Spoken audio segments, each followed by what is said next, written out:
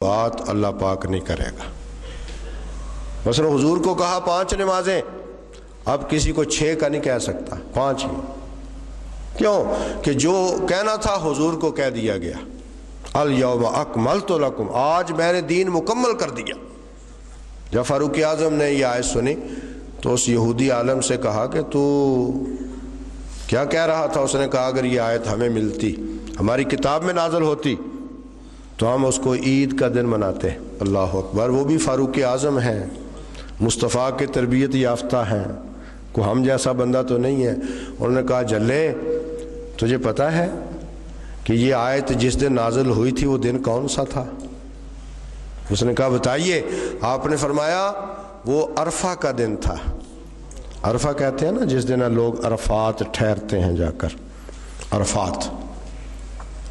عرفات میں 9 ذوالحج سے لے کر 10 کی طلوع فجر تک، یہ وہ ٹائم ہے جو حج کی قبولیت کا ٹائم ہے۔ انہوں نے کہا یوم عرفہ تھا، اور دوسرا سن، فرمایا وہ جمعہ کا دن بھی تھا۔ فرمایا تم تو ایک عید مناتے، اللہ نے جس دن یہ آیت نازل کی ہم تو 2 عیدیں مناتے ہیں، یعنی ہمارے حج کا دن، حج کے سب سے بڑے فریضہ کی ادائیگی کا دن، اس سے بڑھ کے عید مسلمانوں کی کیا ہو سکتی ہے؟ اور دوسرا فرمایا یوم جمعہ، حضور علیہ السلام نے اس دن جمعہ نہیں پڑھا، آپ نے ظہر اور عصر پڑھائی حاجیوں کی سہولت کے لیے۔ حالانکہ اہل مکہ قریب کے لوگ تھے۔ میں سمجھتا ہوں یہ سہولت ہے اور تمام مسلمانوں کو اس پر کوئی اجتماعی فیصلہ کرنا چاہیے، کیونکہ اکثر وہاں ہم جو حنفی لوگ ہیں اکثر ہم لڑتے ہیں وہاں خیموں میں کہ جی نماز اکیلی پڑھنی ہے، جی تنہا پڑھنی ہے، جی یہ کرنا ہے وہ کرنا ہے۔ میری یہ رائے ہے کہ حضور نے سہولت عطا کی حاجی کو۔ اس دفعہ تو تجربہ سردی بڑی تھی، میں نے دیکھا ہے لوگوں کے لیے وضو کرنا بھی مسئلہ تھا بیچارے، مثلا مزدلفہ ہی ہے تو وہاں وضو کرنا مسئلہ تھا، پانی کی بعض اوقات قلت ہوتی ہے۔ تو ان چیزوں کو جب آدمی دیکھتا ہے تو محسوس کرتا ہے کہ اسلام نے ہمیں کتنی سہولت عطا کی۔ ایک ہی وضو کر لو اور اس سے 2 نمازیں جو ہیں وہ پڑھ لو۔ تو آپ حنفی ہیں، میں بھی حنفی ہوں، لیکن کچھ نہ کچھ باتیں، حنفی ہونے کا معنی یہ نہیں ہوتا کہ ہم حضرت امام اعظم کے کوئی امتی ہیں، ہم رسول اللہ کے امتی ہیں۔ تو یہ سہولتیں ہیں۔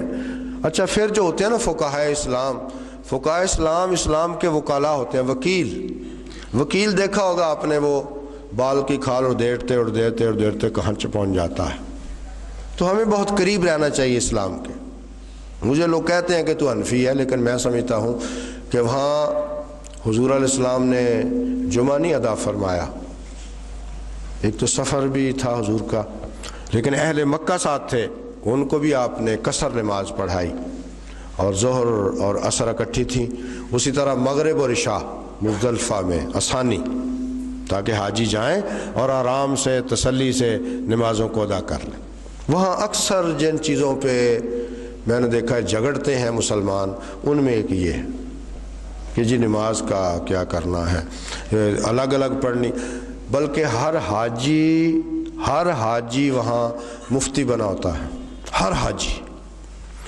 تو آپ بھی ایک حج کر لو مفتی بن جاؤ، ایک عمرہ کر لو مفتی بن جاؤ، ہر فتویٰ لگا رہا ہوتا ہے یہ نہیں کرنا، یہ نہیں کرنا، یہ نہیں کرنا، یہ نہیں کرنا۔ تو اس لیے بلکہ جو میرے ساتھی ہوتے ہیں میں تو ان سے کہتا ہوں کہ آپ الگ الگ ہو جاؤ بھائی۔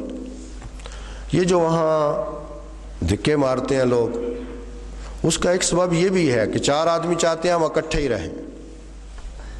مثلا آپ طواف کر رہے ہیں نا، ایک دوسرے کو پکڑا ہوا ہے، اب ظاہر ہے اگلا آئے گا کوئی دھکا لگے گا کوئی، تو ہر آدمی کو کہو یار یہ وہ جگہ ہے، 2 گھنٹے بعد آپ یہاں اکٹھے ہو جائیں گے، جاؤ اپنا اپنا عمرہ کرو۔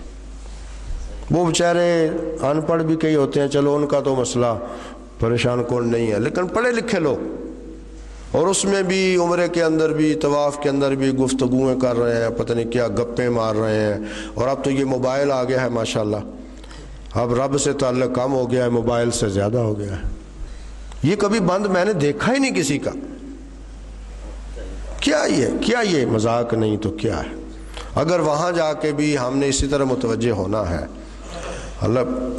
بلکہ میں آپ کو کھلے لفظوں میں کہوں، وہ اللہ اور اس کے رسول کے مرکز ہیں، مجھے ان سے کوئی انکار نہیں، لیکن کائنات میں جہاں بھی ان کا کوئی وفادار ہے نا، وہ سمجھو حرم میں ہی رہتا ہے، اور جو بے وفا ہے خواہ وہ حرم میں رہے وہ دور ہے ان سے۔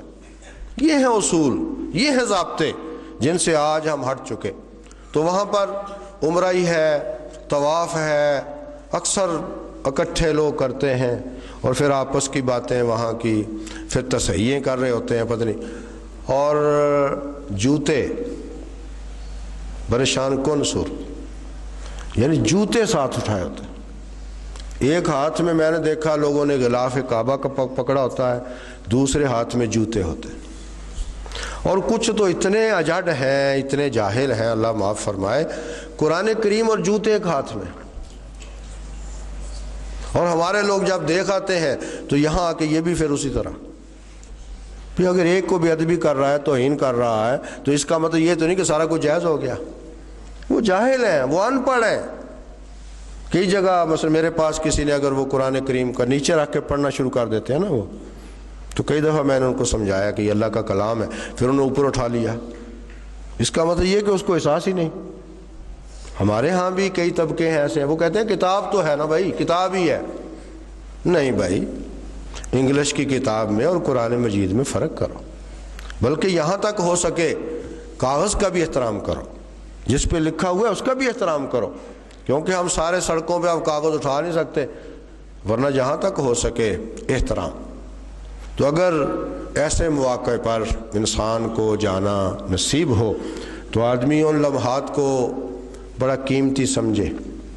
اور حضور علیہ السلام نے بڑی آسانیاں، میں نے کئی مثالیں آپ کو دی ہیں ہمیشہ، کہ اس وقت آدمی پریشان ہوتا ہے جب آدمی جاہل ہو، اسلام کی تعلیمات سے آگاہ نہ ہو۔ اسلام تو آسانیاں ہیں، اب 5-5 6-6 گھنٹے میں نے دیکھا ہے لوگ وہاں بیچارے بسوں میں اور ایئرپورٹ میں، ان کا آدھا حج تو ایئرپورٹ پہ ہو جاتا ہے۔ یعنی مجال ہے پاکستانیوں کو وہ گزاریں 5-7 گھنٹے، عورتیں مرد کھجل خراب ہوتے ہیں، بیچارے پریشان ہوتے ہیں، اور وہ منمانی کرتے ہیں، کوئی آ گیا چیک کیا، پھر آدھے گھنٹے بعد چیک کیا، اسی طرح آگے گاڑیاں سواریاں۔ پھر لوگوں کو میرا محسوسات یہ کہتے ہیں کہ کچھ نہ کچھ معلومات لے کے جانا چاہیے۔ کئی لوگوں کو میں نے دیکھا ہے وہ مینا سے باہر ہی بیٹھے ہوئے ہیں، خیمے لگے تھے، حالانکہ سامنے بورڈ لگا ہے کہ یہ مینا کی حد نہیں ہے، مینا ادھر ہے، اور وہ خیموں میں بیٹھے ہوئے تھے۔ میں نے ان کو دیکھا، وہ دیکھ تو لو، سامنے لکھا ہوا ہے، حدود ہیں، مزدلفہ کے حدود ہیں، عرفات کے حدود ہیں، مینا کے حدود ہیں۔ اور کچھ لوگوں سے میں نے یہ جملے بھی سنے، وہ کہتے ہیں جی سارا ہی حرم ہے، جتھے مرضی بہ جاؤ۔ پھر تو جتھے مرضی بہنا تو لاہور ہی بہ جا، تو اگر تو آج ہو گیا ہے تو ان حدود کے اندر داخل ہو۔ مثلا مسجد نمرہ ہے تو اب اس میں بھی حدود ہیں، کچھ حصہ جہاں سرور عالم صلی اللہ علیہ وسلم تشریف فرما ہوئے تھے اس کا حصہ ہے، اور باقی مسجد جو ہے وہ عرفات کے اندر ہے، بلکہ جب آدمی نے وقوف کرنا ہے تو عرفات میں، تو وہ حدود ہیں، ان کے اندر انسان۔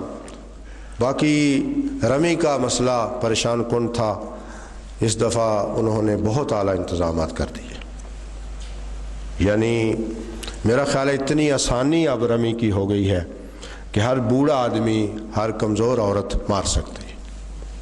اس ہوتا کیا تھا، 2 چیزیں تھیں، ایک تو وہ منع نہیں کرتے تھے، بیٹھ جاتے تھے لوگ، ہزاروں لوگ اس راستے میں رکاوٹ بن جاتے تھے۔ اس دفعہ انہوں نے بیٹھنے کسی کو نہیں دیا، قدم قدم پر سپاہی، انہوں نے کہا چلو یہاں سے اٹھو۔